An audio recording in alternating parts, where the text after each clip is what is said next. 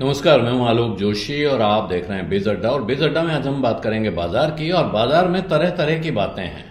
आज बाजार करीब करीब फ्लैट कहते हैं, जहां कल था वहीं पहुंच के बंद हुआ है। कोई खास फर्क नहीं है, बस राहत की बात यह है कि निफ्टी और सेंसेक्स दोनों मामूली बढ़त 0.1% और 0.12% की बढ़त के साथ बंद हुए हैं।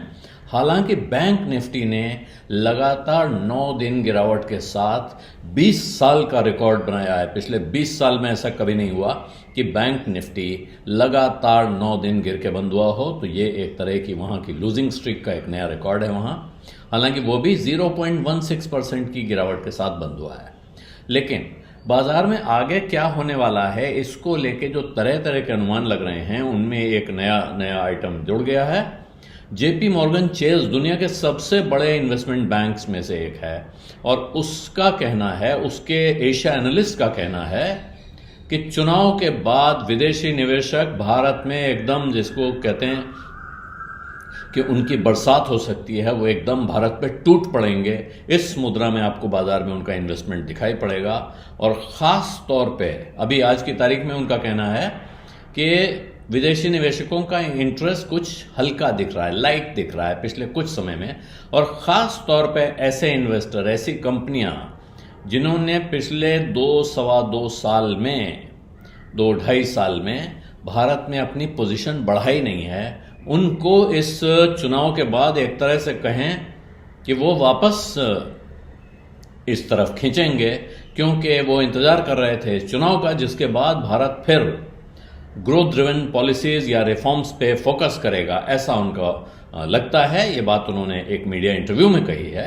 और इसीलिए इससे पहले गोल्डमैन सैक्स कह चुका है कि अब जब प्रधानमंत्री नरेंद्र मोदी वापस सरकार बनाएंगे, इस बात की संभावना बढ़ती जा रही है, तीसरा टर्म आने वाला है, तो इसको बाजार बड़ी जबरदस्त उम्मीद के साथ, बहुत उत्साह के साथ देख रहा है। और इसलिए यहां भारी पैसा आ सकता है, इस बात की संभावना लगातार बनी हुई है। और ऐसे में उनको लगता है कि जो भारत में इन्वेस्टर इंटरेस्ट बढ़ रहा है या चुनाव के बाद पक्के तौर पे बढ़ेगा, उससे यहाँ एक नई साइकिल शुरू हो सकती है ग्रोथ की या इन्वेस्टमेंट की, और उससे भारत में इन्वेस्टर पार्टिसिपेशन भी बढ़ेगा और कंपनियां नया पैसा उठाने की तरफ भी बढ़ेंगी। और ऐसे में उनको लगता है कि अगले कुछ सालों में कम से कम 10 crore dollar, 100 billion dollar, 10 crore माफ कीजिएगा, 100 अरब डॉलर की तरफ बढ़ रहे हैं। विदेशी निवेश अगले कुछ सालों में 100 अरब डॉलर का नया विदेशी निवेश आ सकता है। और इसका मतलब हुआ कि भारत में तेजी का एक और झोंका, एक और झटका देखने को मिल सकता है।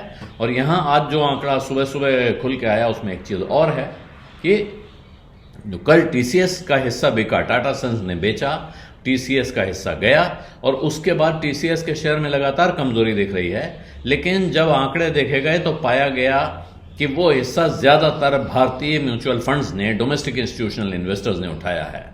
जिस भाव पर कंपनी वो शेयर बेच रही थी, जाहिर है इन बड़े इन्वेस्टर्स को, म्यूचुअल फंड्स को वो अट्रैक्टिव भाव लगा, इसलिए उन्होंने उस भाव पर उसको बड़े पैमाने पे वो शेयर बटोर लिए हैं बाजार से, और ये हिस्सेदारी उनके पास चली गई है।